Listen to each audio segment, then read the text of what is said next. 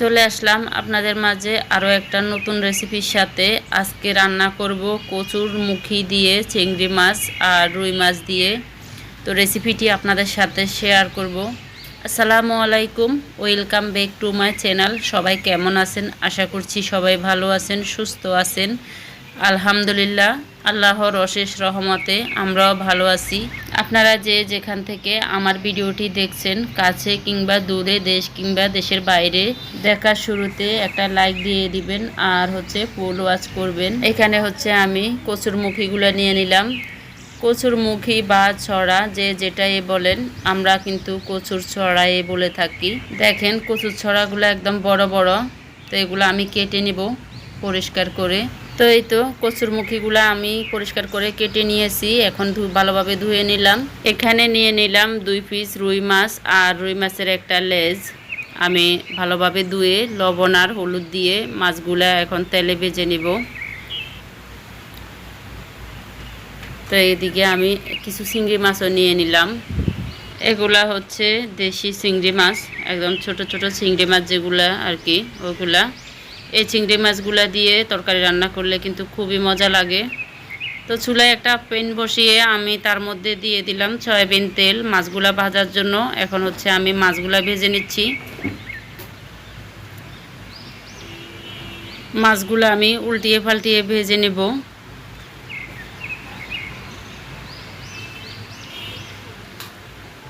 আমার কিন্তু মাছগুলা ভাজা হয়ে গেছে। আমি এক সাইডে মাছগুলা নামিয়ে রাখবো। এখন আমি কচুর মুখীগুলা সিদ্ধ করার জন্য পানি বসাই দিলাম চুলার উপরে।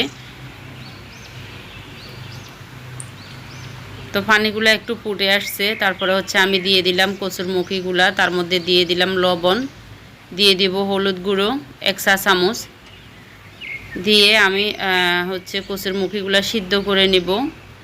এই কচুর মুখীগুলা সিদ্ধ করার কারণ আর চুলকাবে না খাওয়ার সময়, যে গলায় চুলকায় ওটা হবে না। আর যে পিছলি একটা ভাব থাকে ওইরকম ভাবটা থাকবে না। তো কচুর মুখীগুলো আমার সিদ্ধ করা হয়ে গেছে। এখন আমি একটা জাজরাতে নামিয়ে রেখেছি। নামিয়ে রেখে আমি ঠান্ডা পানি দিয়ে ধুয়ে নিয়েছি।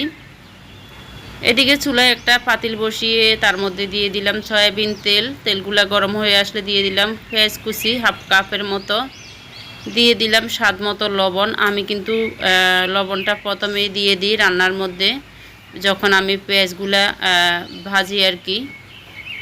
তো এই তো এখানে আপনারা দেখতে পাচ্ছেন আমি কচুর মুখীগুলা ভালোভাবে ধুয়ে নিয়েছি, সেজন্য একদম পরিষ্কার, পিছলি ভাবটা নাই।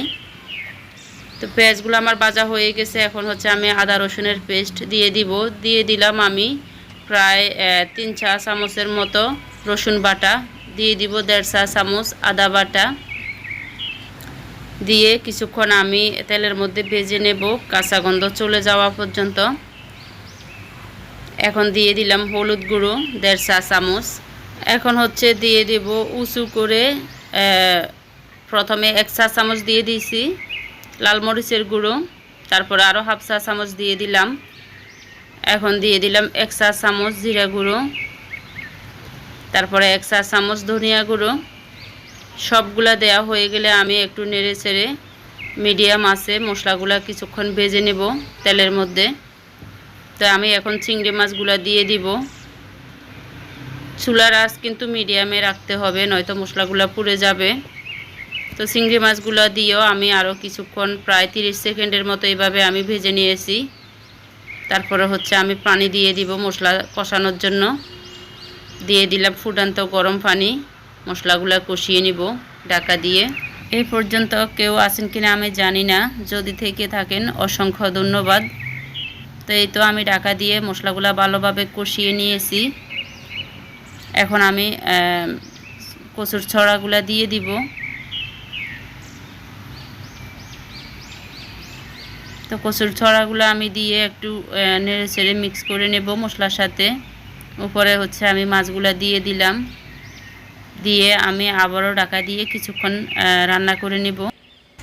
আপনারা যারা আজকে নতুন আমার চ্যানেলটি ভিজিট করছেন, আমার রেসিপিটি ভালো লাগলে চাইলে আমার চ্যানেলটি সাবস্ক্রাইব করে আমার পাশে থেকে যেতে পারেন।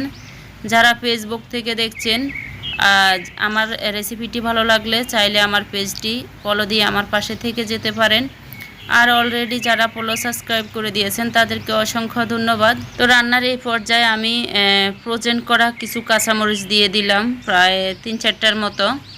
তারপরে হচ্ছে আবার ফুটান্ত গরম পানি দিয়ে দিলাম। এভাবে আমি রান্নাটা পুরোপুরি কমপ্লিট করে নিব। প্রতিদিন একই কথা বলি, পুরানো কথা। দয়া করে আপনারা কেউ ভিডিওর নিচে স্প্যাম কমেন্ট করবেন না, কমিউনিটিতে লেটার রেখে যাবেন। বন্ধু হয়েছি, নতুন বন্ধু হয়েছি, তারপরে হচ্ছে আপনিও আসবেন, এই ধরনের কমেন্টগুলো করবেন না। যদি পারেন ভিডিওটি ফুল ওয়াচ করে একটা লাইক দিয়ে দিবেন। তো এই তো আমার রান্নাটা হয়ে গেছে প্রায়। আমার কাছে ধনিয়া পাতা ছিল না, সেজন্য আমি ধনিয়া পাতা দিই নাই। আপনাদের কাছে যদি থেকে থাকে ধনিয়া পাতা দিয়ে দিবেন। ধনিয়া পাতা দিলে কিন্তু কচুরমুখী রান্নার মধ্যে খেতে অনেক টেস্ট লাগে। তো এতক্ষণ পর্যন্ত ভিডিওটি দেখার জন্য সবাইকে অসংখ্য ধন্যবাদ। কে কে আছেন জানি না। আবার নতুন কোনো রেসিপি নিয়ে আপনাদের মাঝে চলে আসব। সে পর্যন্ত সবাই ভালো থাকবেন, সুস্থ থাকবেন। দেখেন রান্নাটা কতটা লোভনীয় হয়েছে, খেতে কিন্তু অসাধারণ হয়েছে। তো আসসালামু আলাইকুম, আল্লাহ হাফেজ।